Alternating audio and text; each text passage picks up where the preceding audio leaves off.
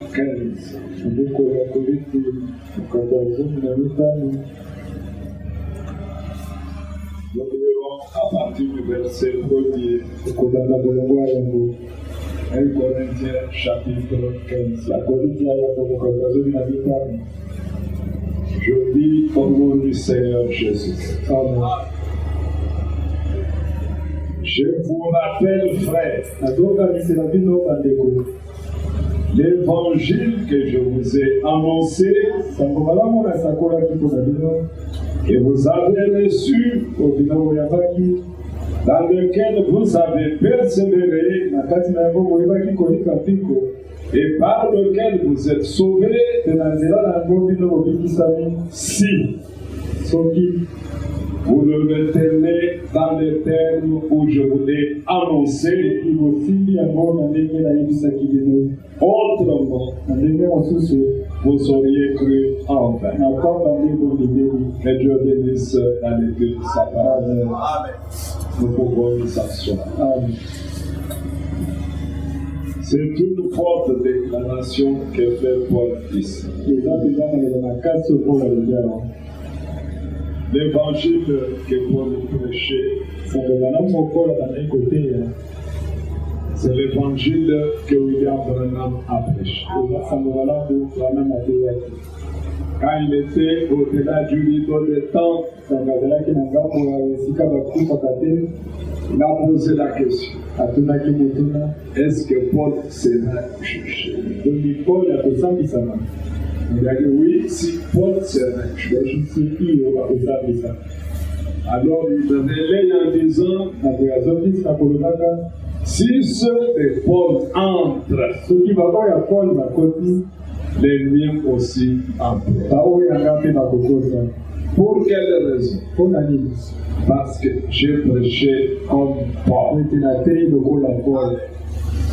Ça devait ouvrir l'esprit de tout croyant. Que William Branham n'a pas apporté un évangile différent de celui que Paul avait prêché. Paul dans Galate, il faut dire ces choses. Parce qu'il m'a dit, il faut les croire. Galate, au chapitre 2.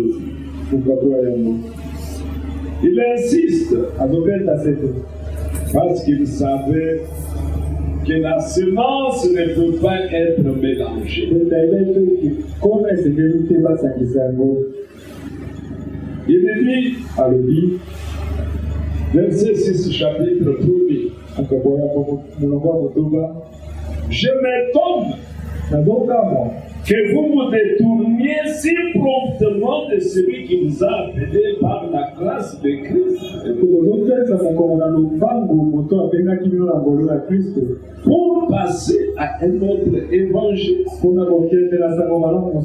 Non pas qu'il y ait un autre évangile, mais il y a des gens qui vous troublent et qui veulent altérer l'évangile de Christ. Mais si nous-mêmes, si un ange du ciel annonçait un évangile s'écartant de celui que nous avons prêché, qu'il soit en paix. Nous l'avons dit précédemment, et je le répète à cette heure, si quelqu'un vous annonce l'évangile s'écartant de celui que vous avez reçu, qu'il soit en paix. Mais ça devait corriger notre façon de voir les choses. Et revenons à un Corinthiens. Là où tu es assis, tu vas te suivre avec le soleil. Déplacez-vous. Naomi, quittez sous le soleil. Vous mieux écoutez.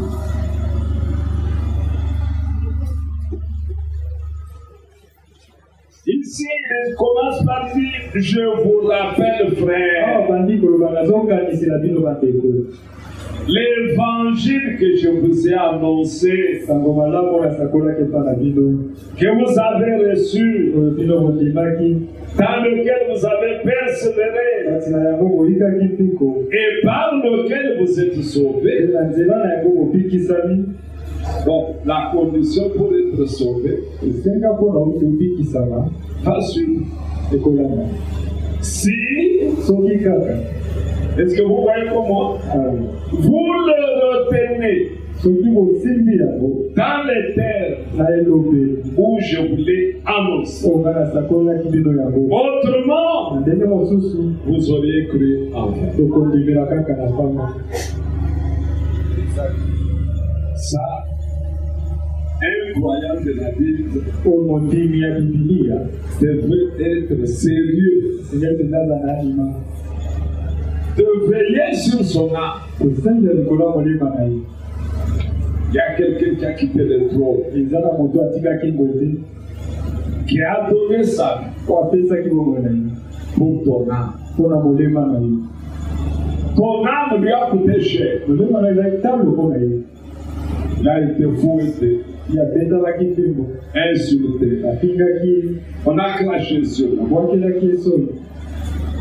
On lui a donné tous les noms bizarres du monde. Il a porté jusqu'au nom de Jésus. Tout ça pour acquérir ton salut. Pour que tu reçoives la vie éternelle. Il y a quelqu'un qui a porté une croix qu'on a hué par tout le monde. Tout le monde s'est moqué de lui. Tu guérissais les autres. Guéris-toi pas. Tout, sauf être appelé fils de Dieu. Mais verset 3. Paul continue.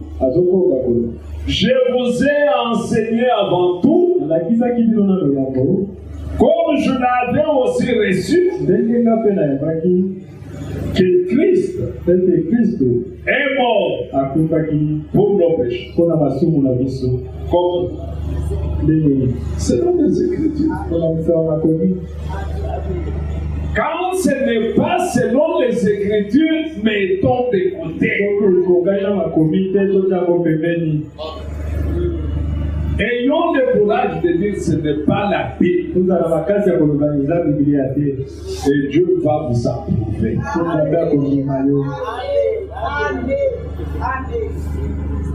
Christ est mort. Selon les Écritures. Mais mort pourquoi? Pour nos péchés. Si nous voulons rester stricts avec la Bible, nous pouvons dire que par le sang de Jésus-Christ, le péché a été expié. Pour Dieu, il a déjà réglé le problème du péché. Pour nous, nous n'avons qu'accepter ce que Dieu a fait. Voilà ce qu'il nous demande. D'accepter que Christ est mort pour le péché. C'est clair. Amen. Il a été enseveli. Et il est ressuscité le troisième jour. Pas parce qu'il a voulu, selon les Écritures. Il ne devait pas le faire en contradiction avec les Écritures. Et il est apparu à ses faces. Puis autour.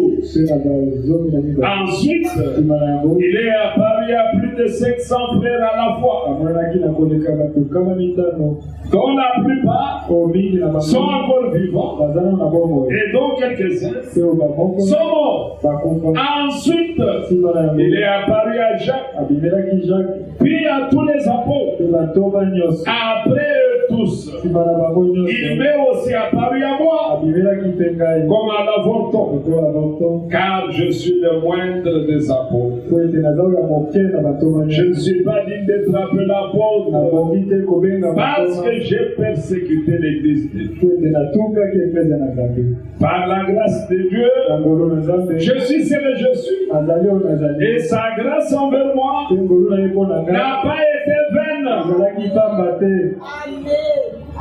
Alors, s'il est apparu jusqu'à Paul, bon, aujourd'hui, il ne va pas apparaître. Il doit apparaître. Il l'a fait pour eux. Vous savez, il y a de ces choses que Dieu est dans l'obligation de faire pour le croyant, afin de rassurer le croyant qu'il est avec toi.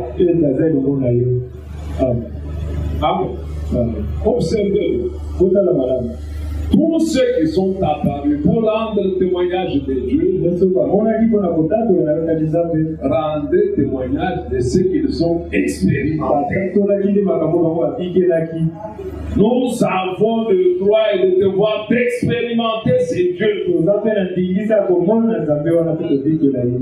Au chapitre 4 des Actes des Apôtres, quand les apôtres prient, qu'est-ce qu'ils disent? Donne à tes serviteurs d'annoncer la parole avec pleine assurance.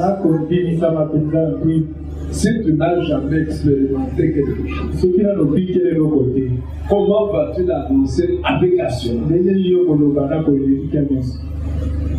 Tu ne seras qu'un imitateur. Tu ne parleras jamais par conviction. Tu ne seras jamais sûr de ce que tu dis. Rencontrer un homme, rencontrer une femme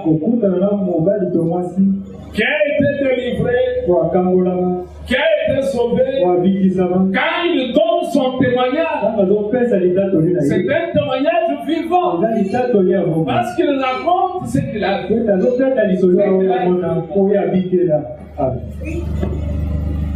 Les croyants d'aujourd'hui doivent l'être comme les premiers croyants. Si ce n'est pas ça, on ne l'est pas encore. Dieu ne change. Et jamais il change. Si nous croyons aujourd'hui que le messager est réellement envoyé de Dieu, c'est parce que, il est venu selon les Écritures. L'Écriture annonçait déjà. Et je me sens verré du Nous n'avons pas cru en Dieu parce qu'il avait des miracles. Non. Parce que l'Écriture l'avait déjà annoncé. Il y a des hommes, avant de rencontrer le message, qui étaient déjà dans des églises, dans lesquelles les miracles se faisaient.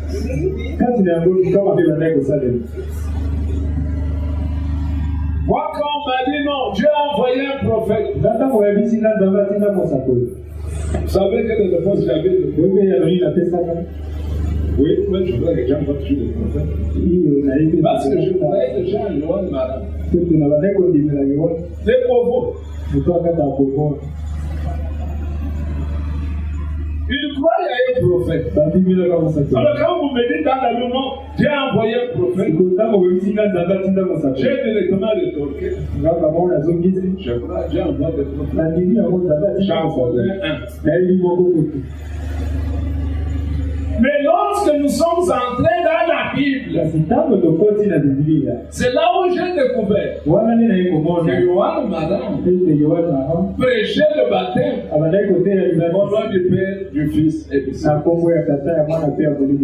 Mais William Branham prêchait le baptême au nom du Seigneur Jésus-Christ conformément à la Bible.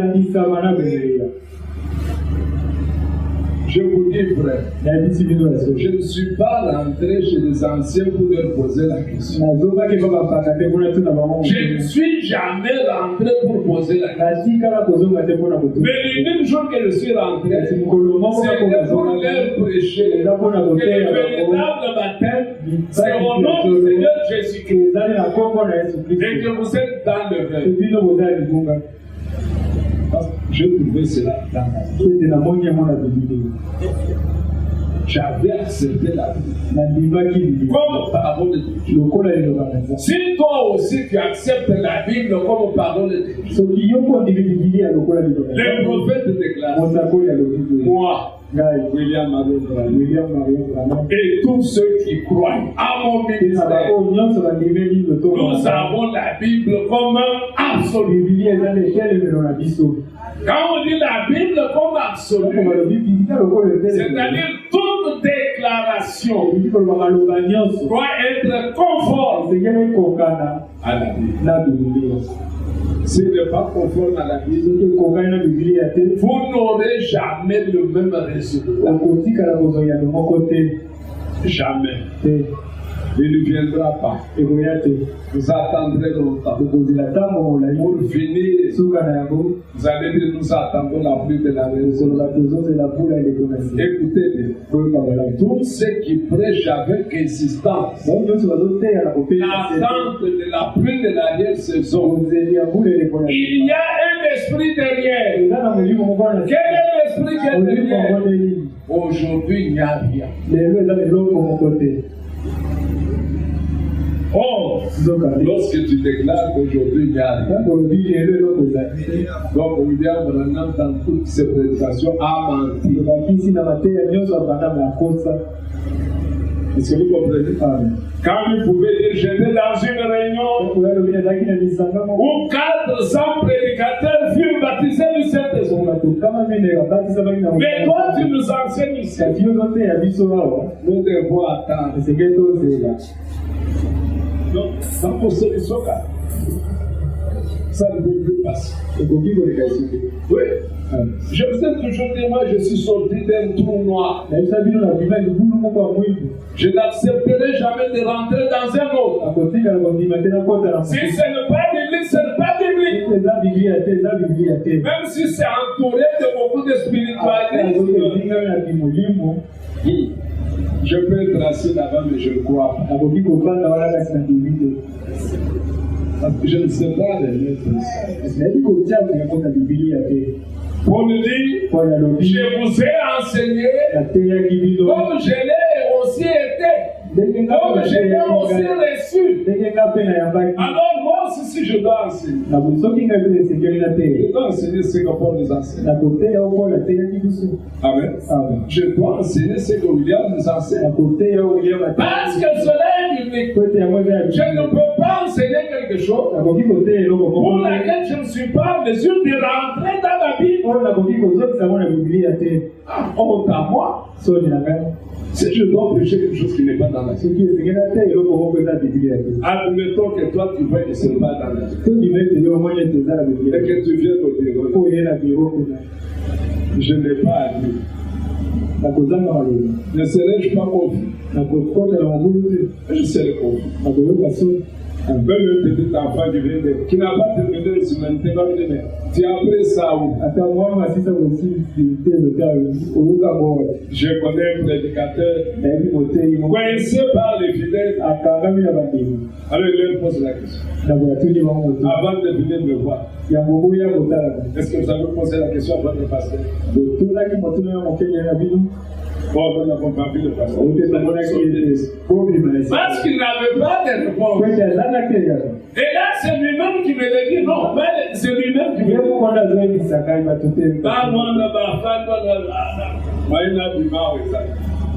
Est-ce que vous avez demandé l'autorisation? Allez, sautez. Ne prenez plus. Il ne faut pas monter à la chair avec les suppositions. Prêchez l'écriture. Un frère m'a posé la question. Mais pourquoi le prophète David, Dieu ne sait l'église de Baal? Je lui dis, c'est parce que vous lisez mal. Si tu veux dire que William Branham a dit, dites ce qu'il a dit. N'ajoutez pas à ce qu'il a dit quelque chose.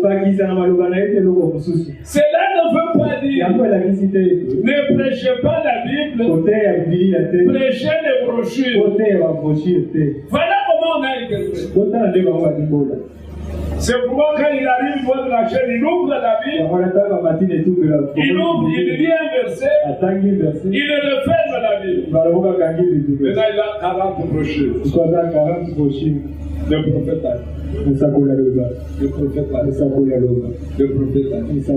Vous lui posez la question. Tu fais ça pourquoi? Le prophète a dit. C'est ce qu'on dit les bas. Alors, si tu n'es pas assez intelligent, on va t'avoir. C'est tout. Tu vas aussi faire quoi? Fermer la Bible. Et le jeter dans les brochures. Que tu ne comprends même pas. Mais bien aimé, Paul, il était strict et sévère.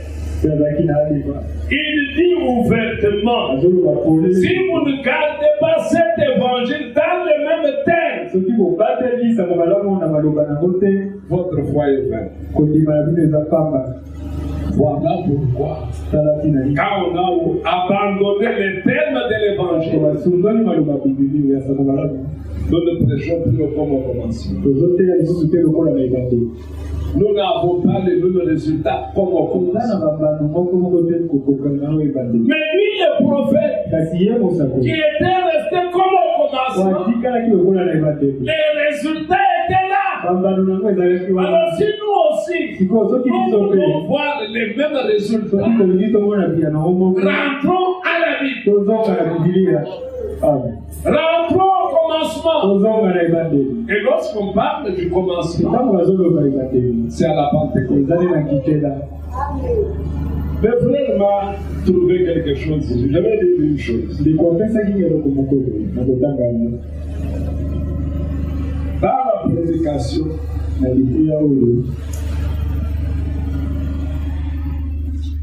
mais au commencement, il n'en était pas ainsi.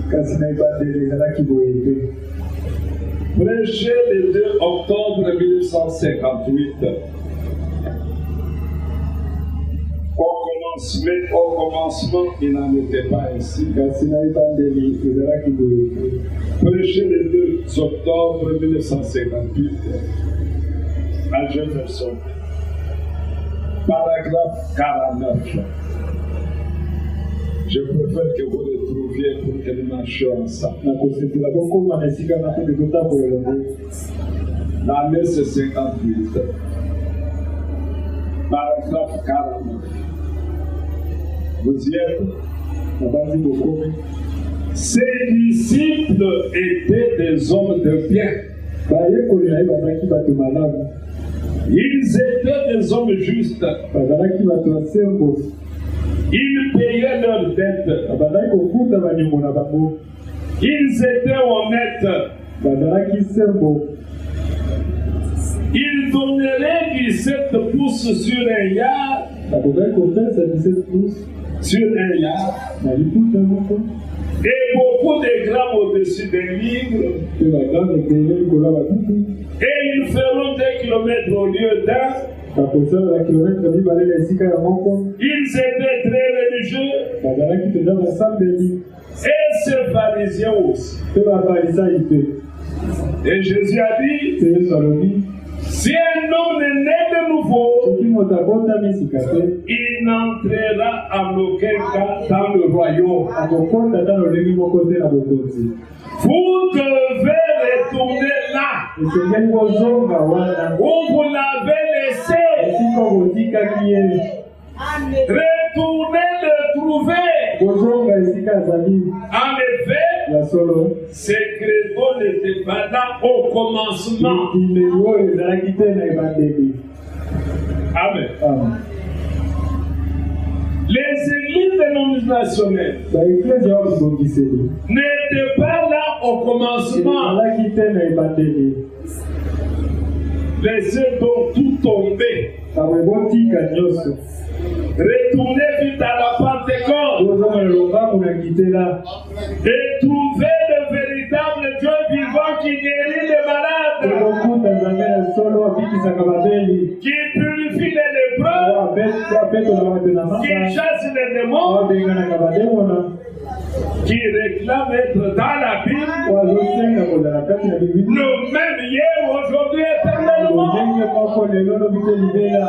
Il est le Dieu du commencement. Il est celui qui ne change pas. Il ne peut pas être Dieu et être quelque chose aujourd'hui et quelque chose d'autre demain. Quelque chose d'autre. Il ne peut pas être infini et être cela. Il est absolument le même hier, aujourd'hui et éternellement. Amen. Quand vous croyez comme ça, vous l'appelez sur scène. Si vous avez pris les credos, il ne viendra jamais. Vous attendrez longtemps. C'est pourquoi, regardons au commencement. Que chacun de nous est dans sa pensée. Combien de temps les disciples ont attendu pour expérimenter le baptême du Saint-Esprit?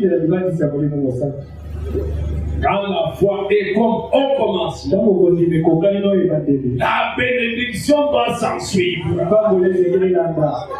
Tu dois expérimenter le baptême du Saint-Esprit. Tu dois expérimenter la nouvelle naissance. Tu dois expérimenter la nouvelle nature.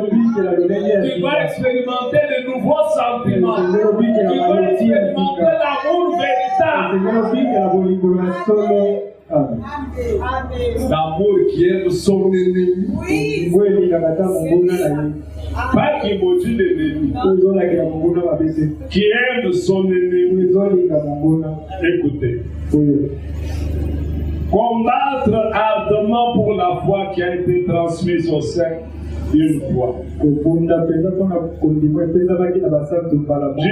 avril 1956.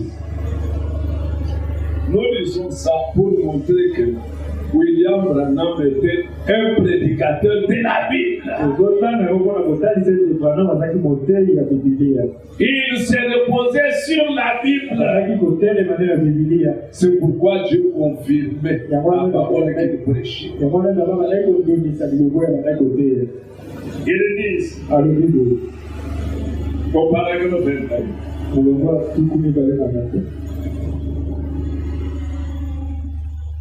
Combattre ardemment pour la foi qui a été transmise au sein une fois pour toutes. 1956, au mois d'avril, le 19e jour. Le paragraphe 21. Maintenant, remontons au commencement. Et découvrons les gens de foi que les saints avaient. Hein? Il est rentré dans un journal. Pour voir au commencement dans un jour. Et puis, comparons cela avec ça. Avec ce qui nous a été donc enseigné. Nous aurons alors une certaine idée générale.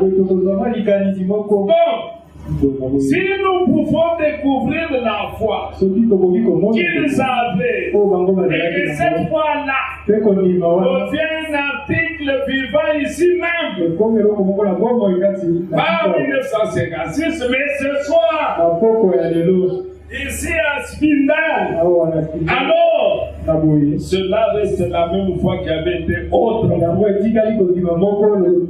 Vivante, agissante, en tout, comme cela avait été autrefois. On va aussi poser le mandat. Votre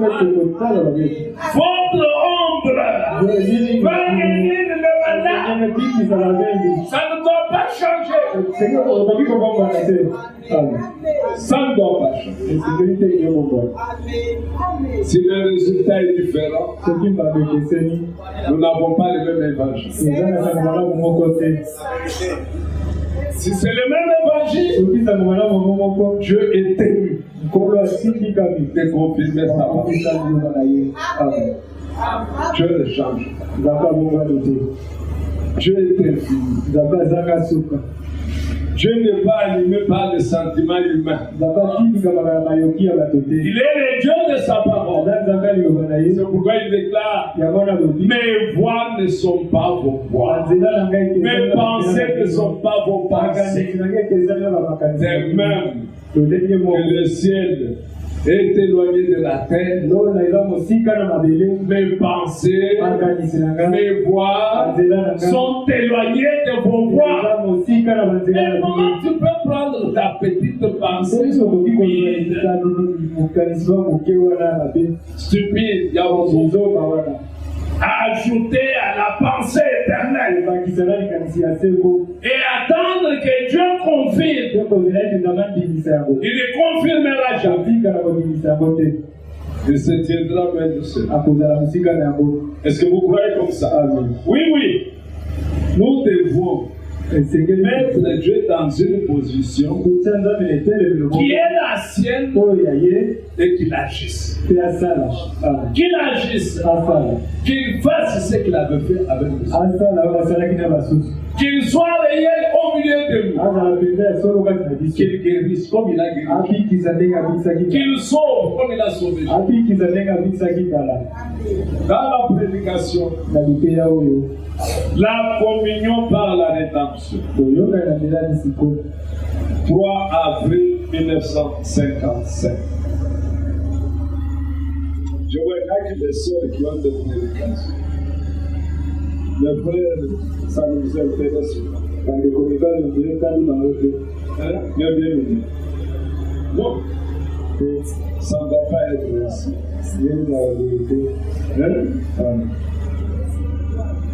Rocher, toi tu devrais être un grand lecteur. Simple. Même si tu es religieuse. Tu dois voir ça. Dieu a fait ça pour nous. Emmagasine la nourriture. Un temps de famine va venir. Mais si vous négligez ça. Par exemple, 139. Dans notre version, paragraphe 40. Il y a deux versions. Il y a Shekinah, il y a. Maintenant, mes amis, il n'y a qu'un seul chemin pour retourner. J'en ai vu plusieurs qui pouvaient danser dans l'esprit, qui pouvaient parler en langue et qui pouvaient courir partout dans le bâtiment et bien d'autres choses. et qui n'avaient pas pour autant de communion. Ils sont tout aussi misérables que possible. Parce qu'ils avaient bâti sur le mauvais fondement. On dit il n'y a pas un autre fondement. Si c'est celui que nous avons posé. Christ. C'est Christ le réel fondement. Amen. C'est vrai. Nous devons avoir la chose correcte. Nous devons commencer par le commencement. Sans quoi, tout votre départ est faux. Vous devez revenir au fondement.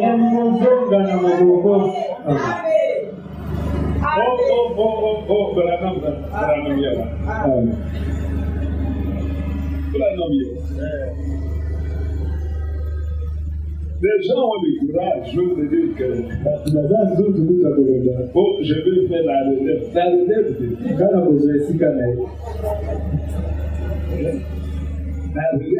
de la relève.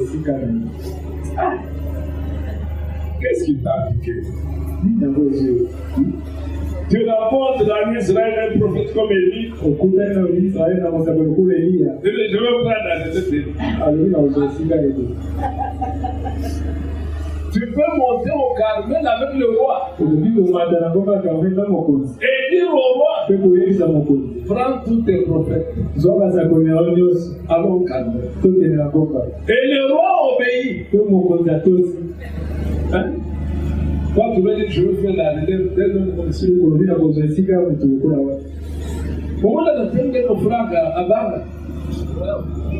je ne peux pas me mettre dans la porte de William.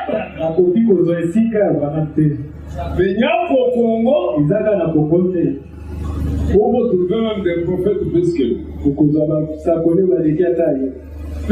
Une seule révélation, c'est laquelle? Tu veux faire la relève. Quelle est la révélation depuis que tu fais la relève?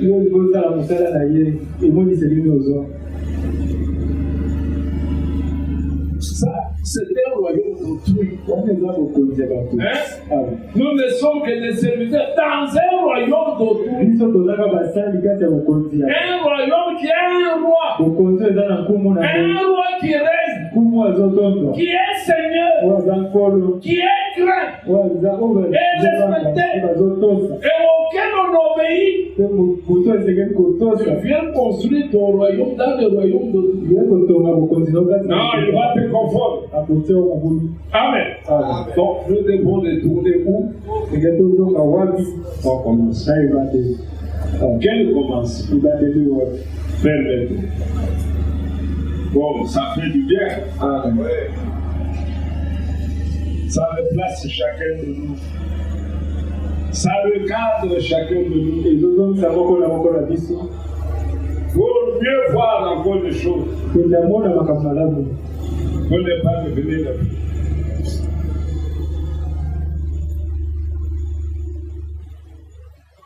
Dans la prédication, il n'en était pas insurrection. Depuis 1960. Il n'en était pas insurrection.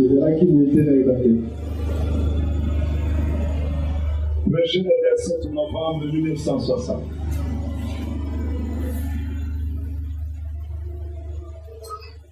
Paragraphe 36. Nous sommes là.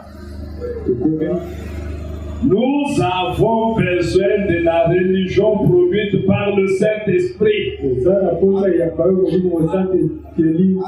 La puissance du Saint-Esprit. Où est Dieu? Dieu est dans son église. Dieu est dans sa parole. Dieu est dans son peuple. Dieu est dans son univers. Il est partout. Mais nous ne pouvons pas l'hybrider avec quelque chose d'autre. Car il ne se mélangera avec rien. Il est Dieu. Et l'unique Dieu. Vous ne pouvez pas le mélanger avec 5 ou 6 choses différentes. Et quand nous sommes différents de Dieu, il est Dieu, unique Dieu. Il ne sera pas hybridé. Il est Dieu. Vous ne pouvez pas faire l'intercession des saints et dire l'intercession des saints. Non. L'intercession de saints, c'est croire que Marie est quelque part, elle prie pour nous. Sainte Cécile est quelque part, elle prie pour nous. Saint Joseph. Quand dans cette église-là, on parle des saints, on s'imagine des hommes et des femmes qui sont là en train de prier pour ceux qui sont sur la terre.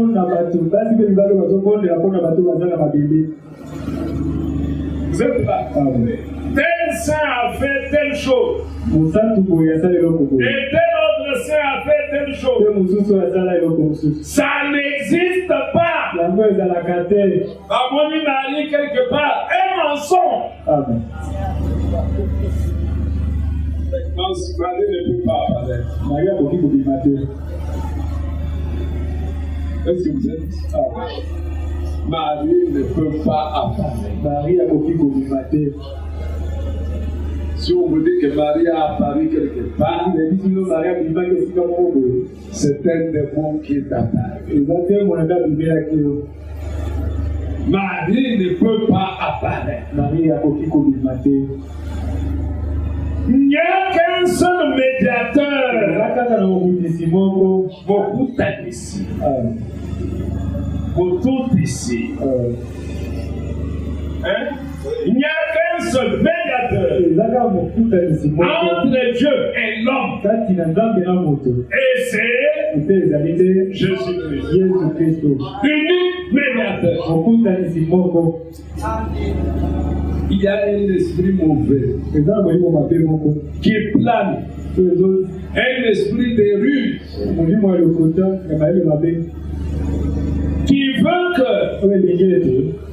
même dans nos prières, on ait cité le nom du prophète, alors on sent la satisfaction.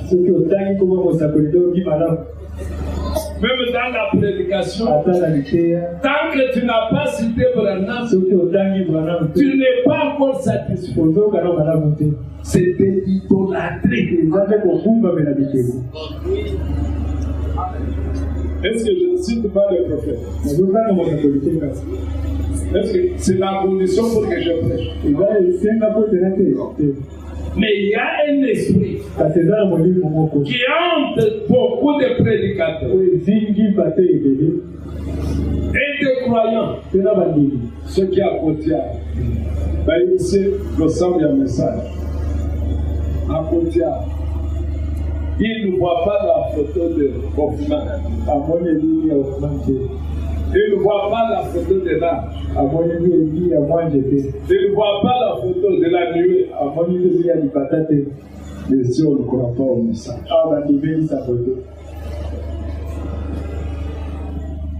Ils sont rentrés où? À l'église catholique romaine.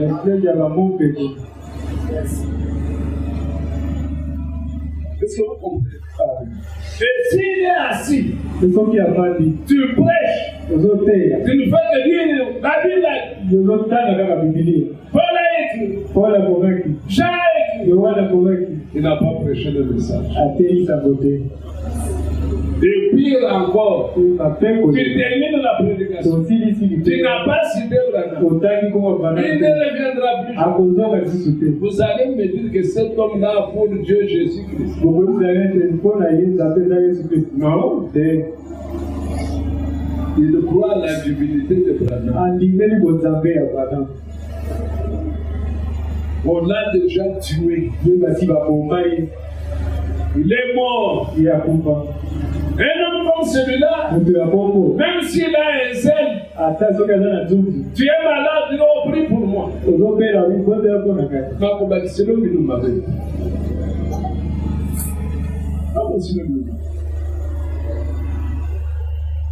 Nous autres avions un ici qui s'asseyait là.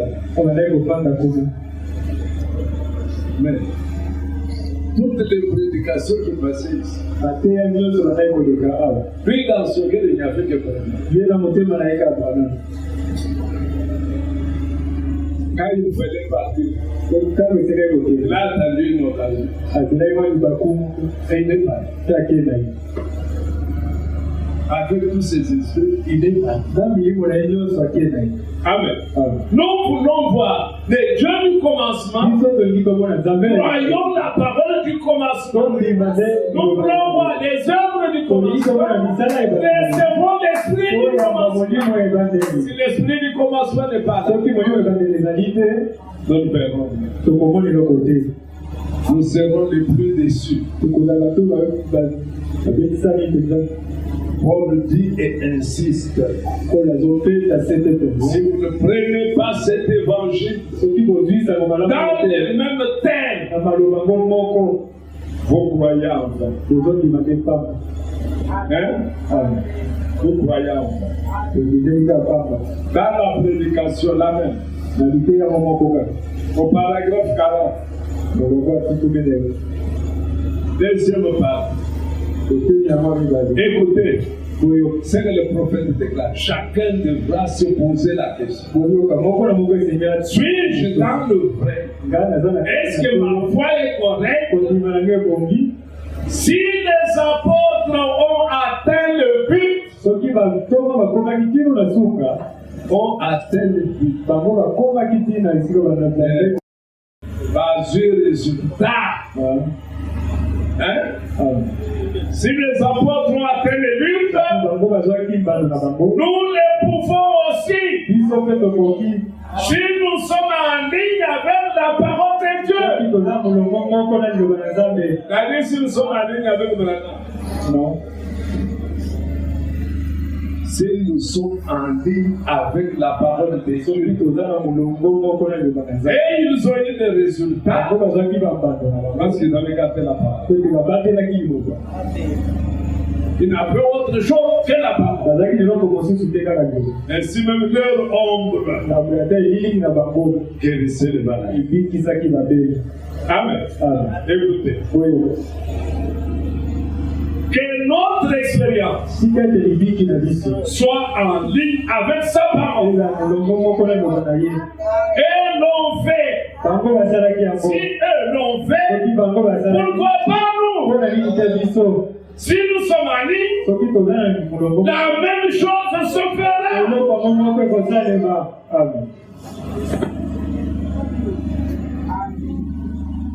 Ce ne sont pas des choses que j'ai récité.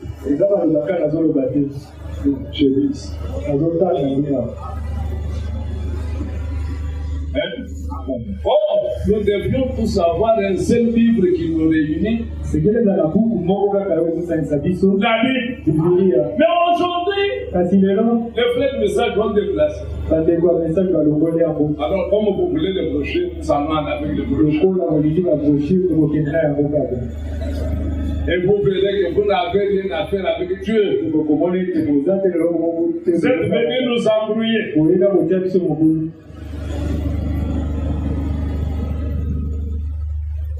êtes là. Mais bien, écoutez. Paragraphe 37.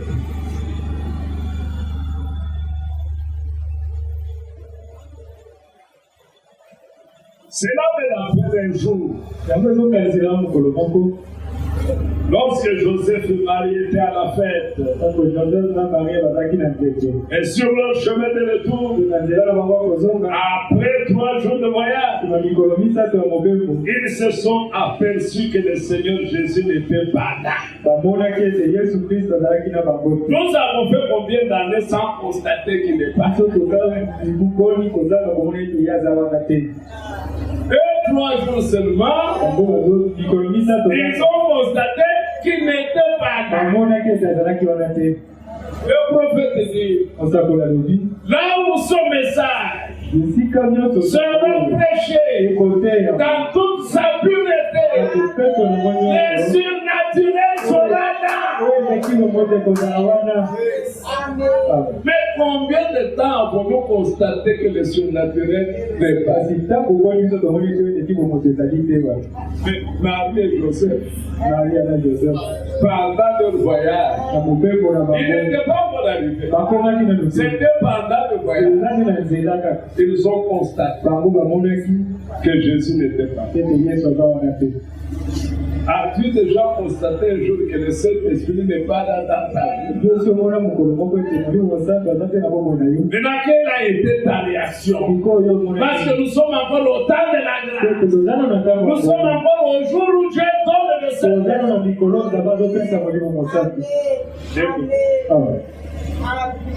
Ça fait du bien. Et bien 3 jours, sans savoir où il était. Et quand ils s'en sont rendus compte, ils ont dit non.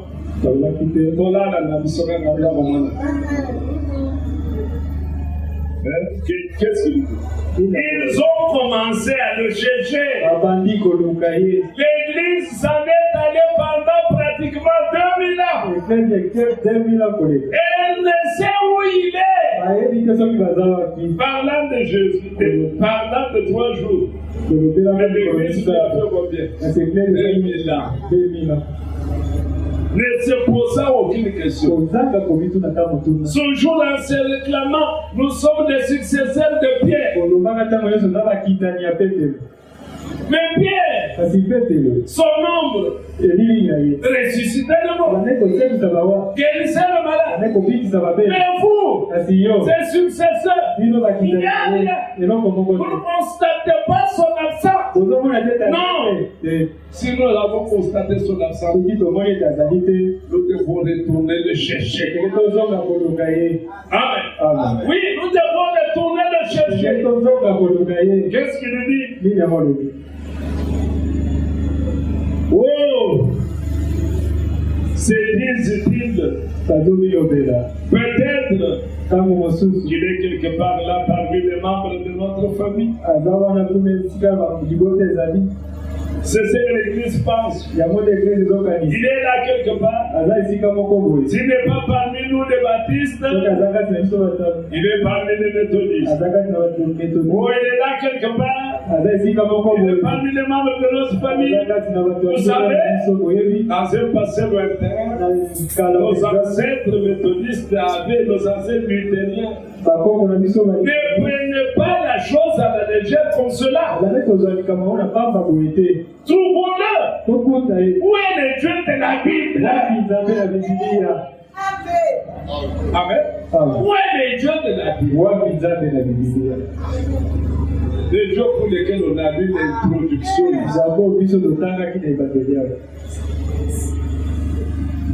Il dort. Fatigué. Non. Il est vivant. Il attend quoi? Que nous retournions vers lui.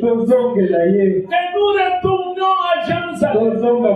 Pas à Jérusalem d'Israël, non. Que nous retournions à la Pentecôte. À la fête du début. Recevoir le même esprit. Recevoir la même parole. Avoir le même Dieu. Se mettra en mouvement. Il vous gère. Vous verrez des grandes choses. Des prodiges et des miracles. Nous n'allons pas continuer à donner témoignage du rhume qui a été guéri. Ah, mon frère. Et quand on dit avec une rhume, nous acclamons.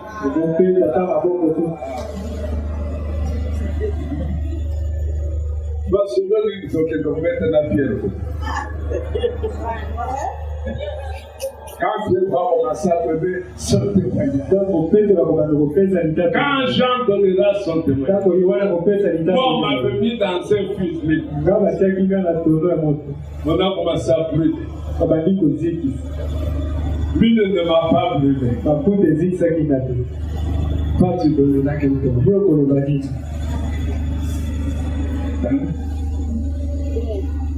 Où tu vas aller là-bas, Pierre aussi étranger, Après, nous sommes déjà tous arrivés au ciel.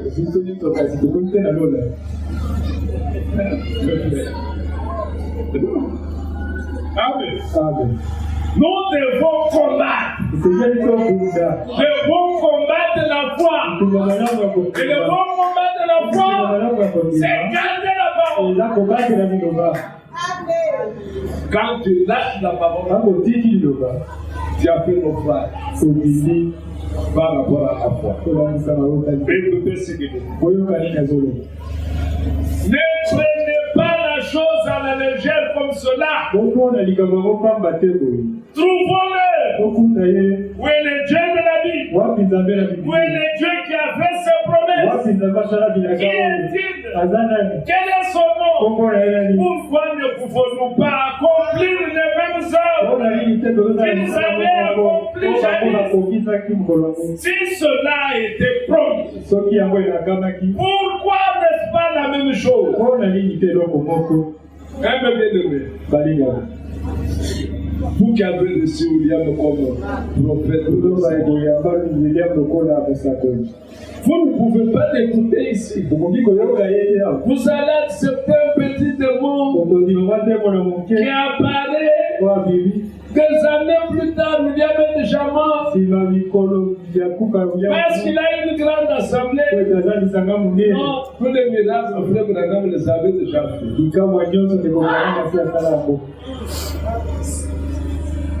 Mes frères, bon. Et là on dit, Amen. Tu as le droit de manger ma Dieu pour avoir proclamé un mensonge. Un mensonge. Mes frères, est-ce que nous pouvons les chercher? On s'arrête là, on va le chercher.